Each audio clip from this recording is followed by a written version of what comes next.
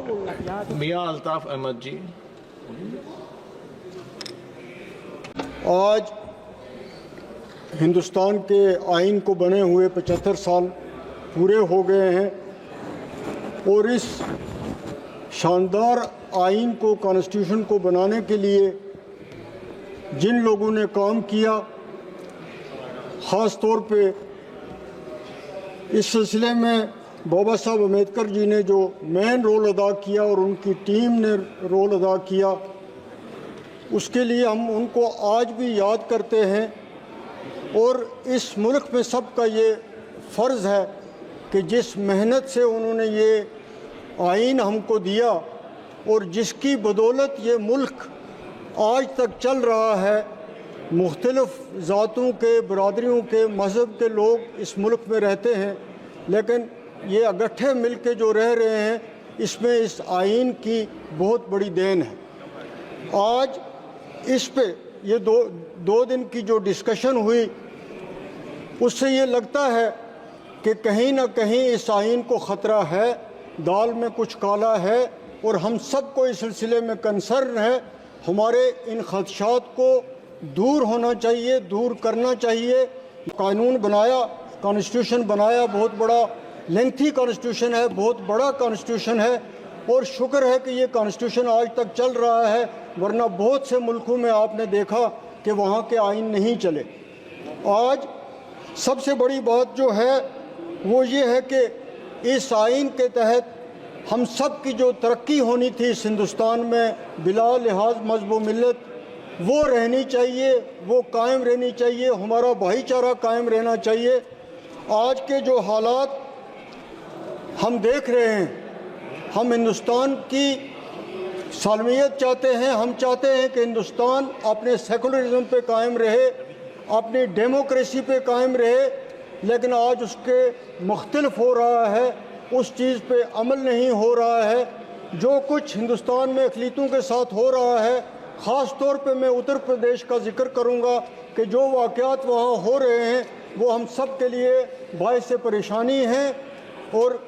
ये चीज़ जो है, ये फ़र्ज़ बनता है इस हुकूमत का, ये फ़र्ज़ बनता है उस पार्टी का जिसकी इस देश में हुकूमत है या वहाँ पे हुकूमत है कि वो इन चीज़ों को रोके और वहाँ जो लोग रहने वाले हैं वो अपने आप को सेफ़ महसूस करें, वो ये समझें कि हम इस देश के रहने वाले हैं और इस देश में हमारे भी वही हकूक़ हैं जो दूसरे लोगों के हैं। उस चीज़ की तरफ देखने की तरफ बहुत ज़्यादा ज़रूरत है। हम सुप्रीम कोर्ट ने जो परसों फैसला दिया, जजमेंट दी, उसका हम खुश आमदीद करते हैं, वेलकम करते हैं कि इस बरवक्त फैसला आने से इस मुल्क में जो एक फ़िज़ा बनी हुई थी, वो एक नफ़रत की हवा चल रही थी, वो ठंडी हुई और उसमें तब्दीली हुई। यहाँ पे बहुत कुछ 2 दिन इस डिस्कशन में कहा गया। कांग्रेस वालों ने ये कहा कि 1975 में इमरजेंसी लगी, जो कुछ भी हुआ कांग्रेस ने उसके लिए माफ़ी मांगी, लेकिन आपने भी कई ऐसे वाक़यात किए जिस पर आप बिल्कुल खामोश हैं, आप उस पर कुछ भी नहीं बोलते हैं कि क्या आप उनको किस तरह जस्टिफाई करें या किस तरह आप उसको कंडेम करें। आपकी तरफ से कोई ऐसी चीज़ नहीं आती है, सिर्फ एक इल्ज़ाम लगाने का सिलसिला दोनों तरफों से कायम है। यहाँ पे ये कोट किया गया कि बहुत सारी हुकूमतें जो हैं, इसमें कोई शक नहीं, ये जो कांग्रेस के दौरे हुकूमत में तोड़ी गई, बनी हुई हुकूमतें गिराई गई, हम उससे इनकार नहीं करते, लेकिन आपने जो हमारे साथ किया, इन्होंने तो हुकूमतें तोड़ी, आपने तो हमारी स्टेट को तोड़ा और स्टेट को तोड़ के आपने उसको 2 यूटी में तब्दील किया, जिसकी कोई जस्टिफिकेशन नहीं थी, जिसका कोई उसकी ज़रूरत नहीं थी। एक फुल फ्लेज स्टेट थी, उसको आपने तोड़ा और फिर आपने कहा कि नहीं जी, हम स्टेट जो है वो सिर्फ इलेक्शन का इंतज़ार कर रहे हैं, इलेक्शन जैसा होगा उसी वक्त वहाँ स्टेट जो है वो दोबारा बहाल होगी, लेकिन उसके बाद उस बारे में भी हमने कुछ भी नहीं सुना। आज इस मुल्क को अगर आगे बढ़ना है, इस मुल्क को अगर चलना है, इस मुल्क को अगर इसका सेकुलरिज्म रखना है, तो हम सब ने मिल के चलना है, तब ये मुल्क तरक्की कर सकता है। और तब इसकी जो इमेज पूरी दुनिया में है वो कायम रह सकती है। कृपया कंक्लूड आज अगर ये कीजिएगा। डिस्क्रिमिनेशन की पॉलिसी चलेगी, किसी रीजन के साथ हो, किसी रिलीजियस के साथ हो, तो फिर ये देश तरक्की नहीं कर सकता है। इसको आपने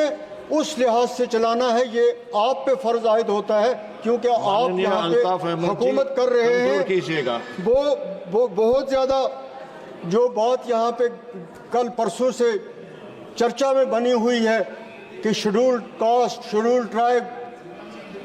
तो इन लोगों को जितना कुछ कहा जा रहा है,